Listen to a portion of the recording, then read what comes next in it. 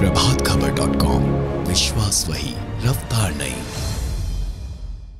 उत्तर प्रदेश में 2022 विधानसभा चुनाव का जो है चुनावी बिगुल बच चुका है। वहीं आज हमारे साथ में जो हमारा खास कार्यक्रम यूपी का मुकाबला है, उसमें बात करने के लिए कल्याणपुर विधानसभा की जो विधायिका हैं नीलिमा कटियार जी, वो हमारे साथ में मौजूद है। उनसे बात करते हैं कि अब की बार जो है उनका जो पूर्व जो 5 साल का जो विकास कार्य है किस तरीके से रिपोर्ट कार्ड प्रस्तुत करते हैं।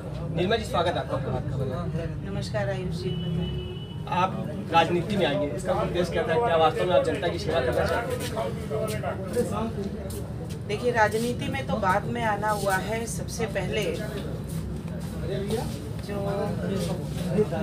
भारत माता की स्तुति के लिए और मानवीयता की सेवा के लिए ये जो एक संगठन है राष्ट्रीय स्वयंसेवक संघ, जिसके मार्गदर्शन में, जिसकी प्रेरणा में हम सब स्वयंसेवक अलग अलग क्षेत्रों में काम कर रहे हैं, और उस संगठन में सबसे पहले काम करने का सौभाग्य मिला और वहाँ से राष्ट्रभक्ति और मातृभूमि के लिए दायित्व क्या है इसका बोध हुआ। समाज के अंदर एक व्यक्ति की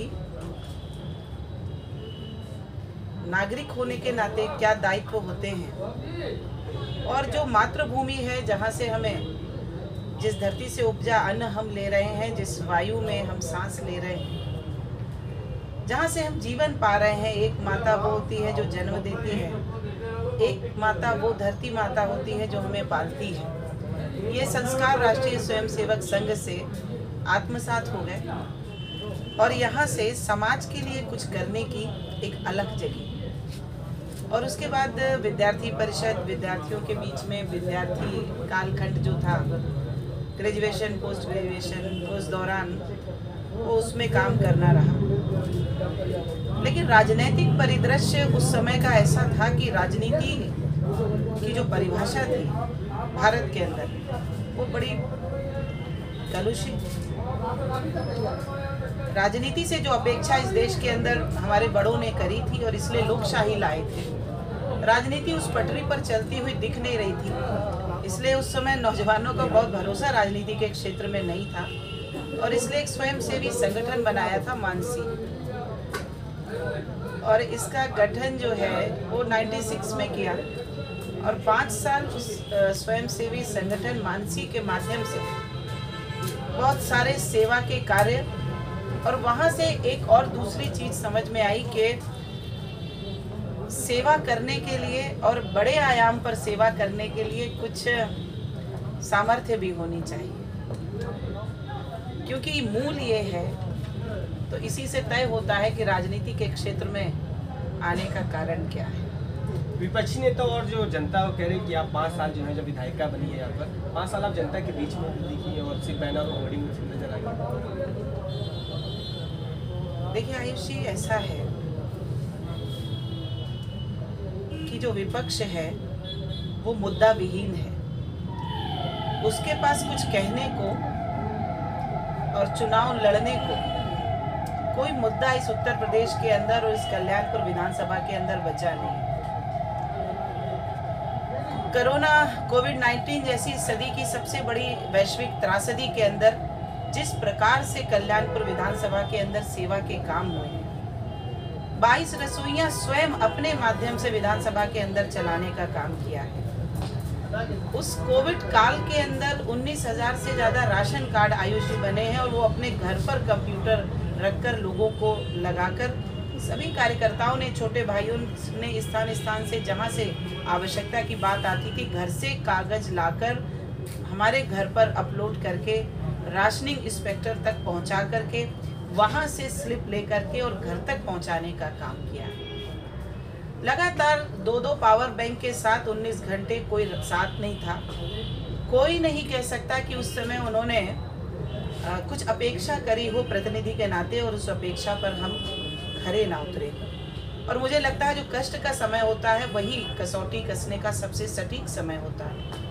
कोविड-19 कोरोना वायरस वो एक ऐसी ही चुनौती थी। लगातार और बड़ी पैमाने पर इस बाधा के बाद भी, और 22 महीने 23 महीने स्वास्थ्य का क्षेत्र वरीयता, हमारी वरीयताएं बदल गई। हम सीवर लाइन को लेकर काम कर रहे थे, हम जल भराव से के निस्तारण को लेकर काम कर रहे थे। ये दो, क्योंकि सीमावर्ती विधानसभा है कल्याणपुर, तो इंफ्रास्ट्रक्चर को लेकर कठिनाई ये बनी ही रहती है और यही सीमावर्ती विधानसभाओं का एक रहता है। इसलिए जो सबसे प्रमुख दो थी विधानसभा के अंदर कठिनाइयाँ, और देखिए कि 2017 के अंदर 1 इंच भी सीवर लाइन ना प्रक्रियाधीन थी ना प्रस्तावित थी। और इसके बाद प्रयास करके हमारे जितने वार्ड जहां पर सीवर लाइन नहीं थी वो सारे अमृत योजना के लक्ष्य में लक्षित हो गए और 88 किलोमीटर की सीवर लाइन उस कष्ट के काल में भी, कोविड के समय में भी वो बड़ी है। और इसके अतिरिक्त रतनपुर कॉलोनी, हमारी सघन जनसंख्या वाला वो क्षेत्र है, उस पूरी रतनपुर कॉलोनी के अंदर भी सीवर लाइन पड़ी है। फर्स्ट फेज ये सीवर लाइन का इस विधानसभा के अंदर 5 वार्डों का पूरा हो चुका है। कोरोना के कारण गति धीमी हुई है, जो श्रमिक थे, जो इंजीनियर थे, स्वाभाविक है, तो वो एक कठिनाई सामने आई। नहीं तो सेकंड फेज भी जो लक्ष्य था, जो पूरी प्रोग्राम था, उसमें वो आधा भी पूरा हो जाना था। आने वाले समय में जो हमारा विनायकपुर वार्ड है, जो शारदा नगर है, जो गीता नगर है, जो कल्याणपुर है, जो नानकारी है, ये आवास विकास है, ये सारे वार्डों में सेकेंड फेज के अंदर और 2 साल के अंदर ये पूरी सीवर लाइन से ये कल्याणपुर विधानसभा आच्छादित हो जाएगी। महाबलीपुरम के लोग बड़े कठिनाई में थे, वहाँ भी सीवर लाइन पड़ गई है। एक दूसरी जो प्रमुख समस्या इस विधानसभा के अंदर जल भराव की है। बार बार हम नाम पढ़ते थे, गोवा गार्डन के अंदर जल भराव होता है। बार बार ये समस्या सामने आती थी कि मकड़ी खेड़ा के अंदर लोग कष्ट में हैं। बार बार एक हम देखते थे कि जब विकास नगर में मनोरमा पैलेस के सामने अवधपुरी जैसे स्थान, वो हमेशा जल भराव के संकट से जूझते थे। आज इन सारे स्थानों पर प्रभावी तरीके से जो एक स्थायी समाधान जल निकासी का, और भी ऐसे कई प्रोजेक्ट्स, टोटल कल्याणपुर विधानसभा के अंदर 7 अरब से ज़्यादा जल निकासी के ये प्रोजेक्ट्स आए हैं और भी अभी स्थान बाकी हैं। तो ये सारे पूरे होने हैं, वो होंगे। पूरी विधानसभा हर घर नल योजना के अंदर एस्टिमेटेड है, लक्ष्य में है। वो भी कोविड के कारण वो योजना जो है वो धरातल पर नहीं उतर पाई। उसके लिए भी केवल 2 साल का समय चाहिए। पूरी विधानसभा के अंदर हर घर नल योजना के अंदर हमारे पीने के पानी की भी जो कठिनाई है वो दूर होगी। लोग बड़ी कठिनाई में थे। कानपुर महानगर जैसी जनसंख्या वाला ये शहर है और देखिए कि अब और जैसे ही लोग थोड़े सीवियर होते थे स्वास्थ्य में, तुरंत पीजीआई रिफर होते थे, दिल्ली जाना पड़ता था, बम्बई जाना पड़ता था। आज कल्याणपुर विधानसभा में पीजीआई बन करके तैयार हो चुका है। 200 करोड़ का वो हॉस्पिटल है और जो 70 डिपार्टमेंट्स हैं, MCH लेवल के 10 डॉक्टर्स ने ज्वाइन भी कर लिया है। देश के अंदर कोई भी अपग्रेडेड टेक्नोलॉजी की, चाहे जांच की हो चाहे इलाज की हो, मशीन नहीं है जो वहाँ पर हमारे सुविधा नहीं है। तो आज ये इस प्रकार के प्रयास हैं, जो कोशिश है, जो करने का काम किया है। और जैसा मैंने पहले कहा था, और लॉ एंड ऑर्डर की जो स्थिति है, जो पहली वरीयता और पहली जिम्मेदारी शासन व्यवस्था से होती है, तो आज अगर सम्माननीय मुख्यमंत्री योगी आदित्यनाथ जी ने पूरे उत्तर प्रदेश के अंदर आमूल चूल परिवर्तन कानून व्यवस्था की दृष्टि से किया है, माफियाओं के, आतंकियों के और उनके जो किले ढहाए हैं, और किले ढहाने के माध्यम से पूरे उत्तर प्रदेश के गुंडों दबंगों को एक मैसेज गया है, सरकार के इकबाल का मैसेज गया है, कानून के राज का मैसेज गया है।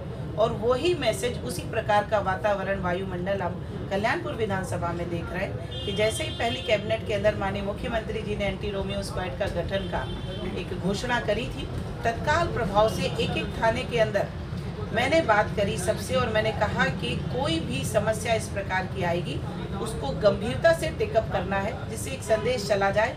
और हमने देखा है पिछले 5 वर्षों के अंदर कल्याणपुर विधानसभा के थाने, सारे थानों की रैंकिंग में बहुत ज़बरदस्त सुधार आया है। आपसे जो पूर्व विधायक है उनके कार्यकाल को किस तरीके से, वो कहते हैं कि जो विकास कार्य वो मेरे कार्यकाल में हुए। देखिए, सीधी सी बात है कि एक कार्यकाल समाजवादी पार्टी का दावों का कार्यकाल और एक कार्यकाल माननीय मुख्यमंत्री योगी आदित्यनाथ जी का, और उन्हीं की प्रेरणा से जो काम हम कर रहे हैं कल्याणपुर विधानसभा के अंदर, वो कामों का कार्यकाल है। काम जमीन पर दिखे हैं। इस विधानसभा की पहली जो रिक्वायरमेंट थी वो सीवर लाइन की थी। सीवर लाइन नहीं पड़ी 12 से 17 के बीच में। इस विधानसभा की दूसरी अगर कोई कठिनाई किसी से भी पूछे तो वो कहेंगे जल भराव की कठिनाई। इस विधानसभा में नहीं पर्याप्त निराकरण जल भराव का हुआ है। वो तो दावा कर रहे हैं मेट्रो का कि ये मेट्रो, आप देखिए मेट्रो आई, कौन नहीं जानता कि केंद्र और राज्य सरकार के जो ज्वाइंट प्रोजेक्ट्स होते हैं उसमें केंद्र अंश का हिस्सा अपना पूरा भी दे दे, लेकिन राज्य को अपना अंश देना ही देना होता है। कम दे ज़्यादा दे कुछ तो दे। माननीय तत्काल के मुख्यमंत्री अखिलेश जी ने उस समय अगर 5100 रुपये भी कहीं रख दिए होते एक शुभ अंक के माध्यम से कि नहीं ये 5100 रुपये हम मेट्रो के लिए रख रहे हैं, लेकिन वो मेट्रो का तो क्रेडिट ले रहा है कि शिलान्यास एक रुपए मेट्रो के लिए बजट आवंटित समाजवादी पार्टी की सरकार में नहीं हुआ था। तो श्रेय लेने की राजनीति में तो वो पारंगत है और वही वो कर रहे हैं। मेट्रो आज रिकॉर्ड समय के अंदर कानपुर के अंदर बन करके आज तैयार हो गई है। रिकॉर्ड समय पूरे देश के अंदर सबसे जल्दी ये मेट्रो बन करके तैयार हुई है। आप अपने कार्यकाल को किस तरीके से, चुनाव लड़ने से पहले आपने कुछ सोचा होगा कि हम अपने जो क्षेत्र में ये कार्य कराएंगे और न हो पाए आने वाले कार्यकाल में अगर आप कराएंगे? बिल्कुल ठीक है, सामने है। 2017 में जैसे ही बीजेपी ने कैंडिडेचर घोषित किया था, सवाल आया था कि आगे आपका क्या है। मैंने उस समय भी वही कहा था जो मैं आज आपके सामने कह रही हूँ कि विधानसभा की 2 समस्याएं प्रमुख हैं और बाकी समस्याएं इसके बाद हैं।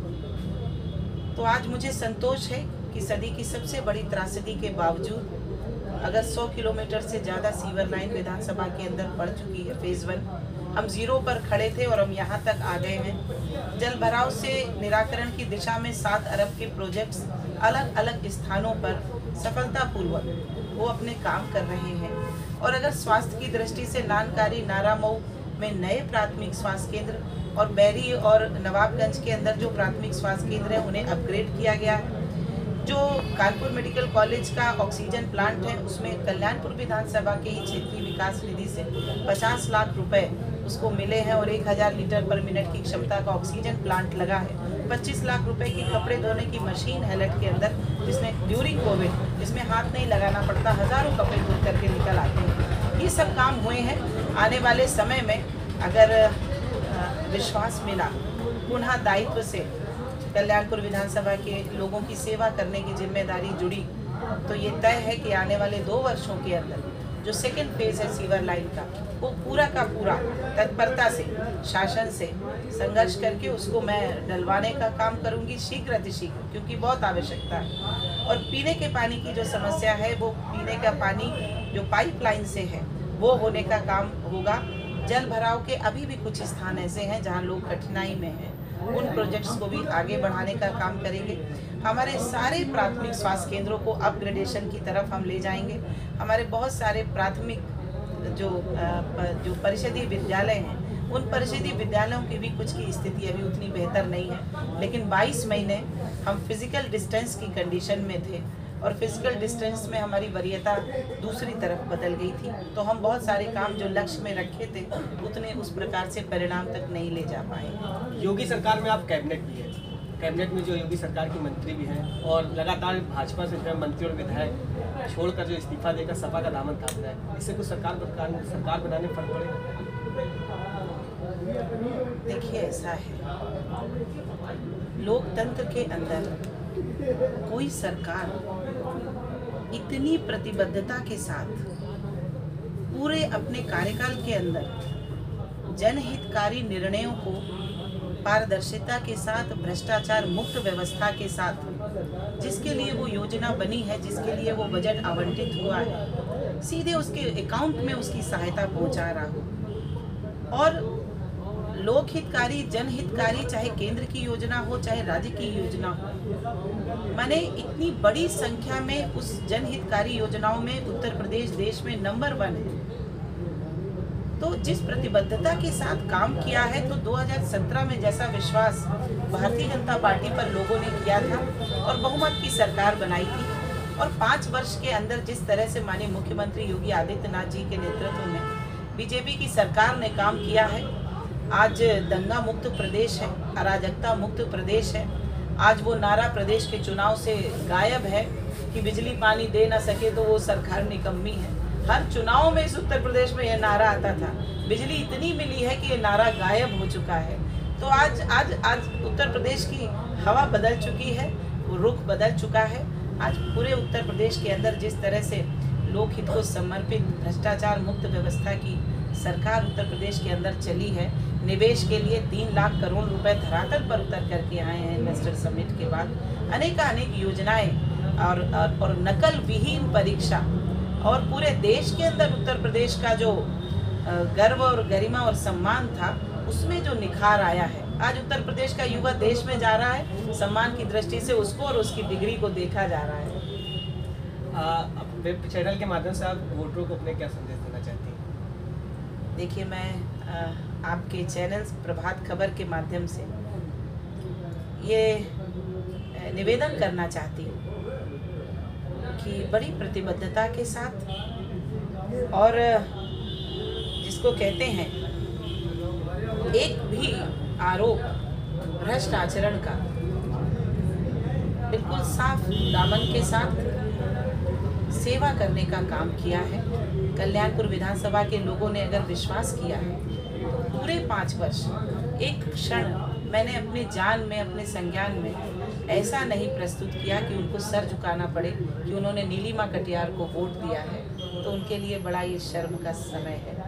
तो जो कल्याणपुर विधानसभा के सम्मानित मतदाता हैं उनके मान सम्मान को बचा करके और उसको आगे और बढ़ा करके कल्याणपुर विधानसभा के अंदर विकास के नए प्रोजेक्ट्स ले आने का काम किया है। जो आवश्यकता थी, जिस दिशा में विधानसभा के अंदर काम होना चाहिए था, उसी दिशा में आवश्यकता के अनुरूप विकास की दिशा सुनिश्चित करने का प्रयास किया है। उपलब्धता, आत्मीयता तो 3 दशकों से इस विधानसभा के साथ है, वो और गहराएगी अगर पुनः उन्होंने आशीर्वाद इसने वो दिया तो और समर्पण के साथ जिस तरह से युद्ध हमने सबने मिल कर के कोरोना के खिलाफ लड़ा है। आज ओमिक्रॉन 3rd वेव पूरी दुनिया को तबाह कर रही होगी, देश के अंदर आ रही होगी। उत्तर प्रदेश के अंदर हमने अपने संघर्ष के माध्यम से ओमिक्रॉन को बौना किया है।